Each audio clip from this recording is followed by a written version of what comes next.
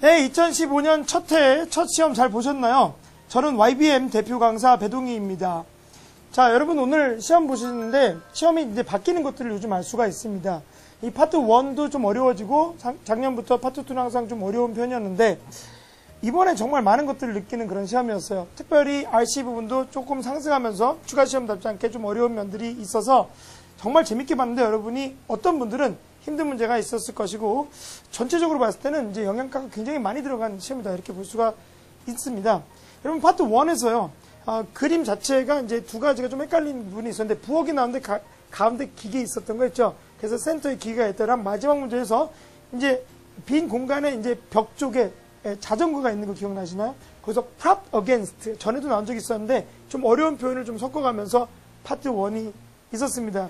자, LC 같은 경우에 보면 전체적으로 빨리 하진 않았고요. 그리고 전체적으로 미국식 발음이 많았고요. 과거 어떤 경우는 굉장히 빠른 경우도 있는데 막 제대로 되는 거는 좀 줄었습니다. 그런데 여기 생각해야 되는 부분들이 좀 있었어요.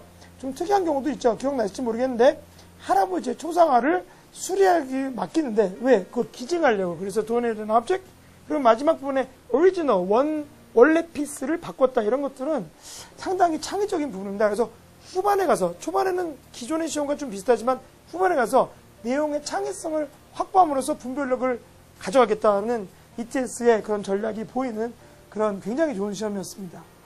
자, RC 경우에도 이제 valuable부터 시작해서 초반에는 항상 나오는 단어가 나와요.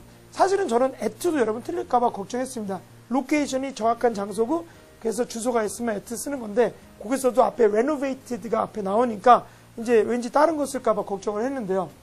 자, 이번 시험에서 맨날 나오는 단어들이에요. by, drawing 이런 것들 나오고 with which는 저번 달에도 나오고 이번에 또 나왔죠. 그런데 문제는 이것들이 쓰이는 그 문맥 자체가 변화가 있다는 거죠. 그래서 토익 시험은 사실은 과거에는 ABCD를 물어보는 거라면 지금은 ABCD는 고정값인데 여러분이 그 문장을 잘 이해하는지 그것이 더 중요합니다. 그래서 사실은 겉으로 보기 안 어려운 것 같지만 실제로는 분별력을 많이 확보하는 그런 거에 되었죠. 그리고 이번에 시험에서 후반에 가면 initiative, pertinent 이런 어려운 단어들도 같이 들어가면서 시험에서 정말 자기들이 좋아하는 단어를 쫙 넣었어요.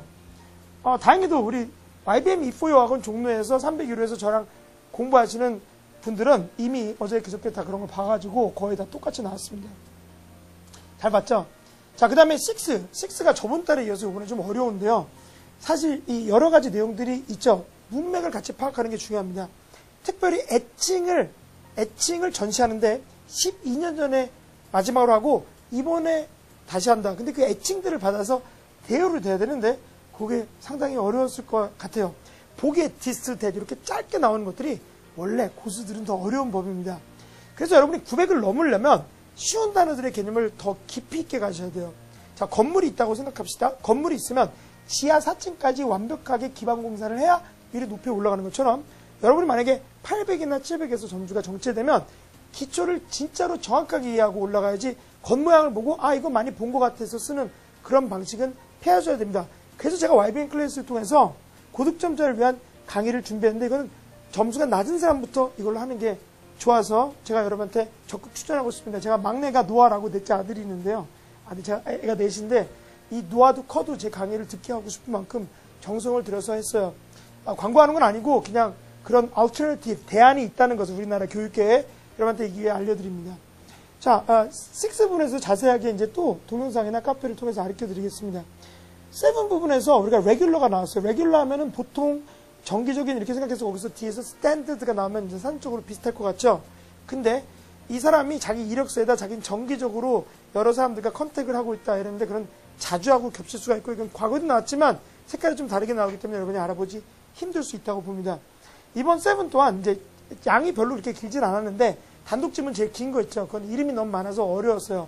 그 영화 관련된 그때 이제 제가 고민했던 게 혹시 배우 훈련하는 건지라고 착각할까봐 고민했습니다. 그때는 카메라 이런 것들, 조명 이런 것들에 대해서 얘기를 하고 동남아 가서 이런 것들의 재단을 만들고 또 다른 나라 사람들도 해서 상도 타고 이런 좀 복잡할 수가 있지만 되게 재미있는 그런 내용이었습니다.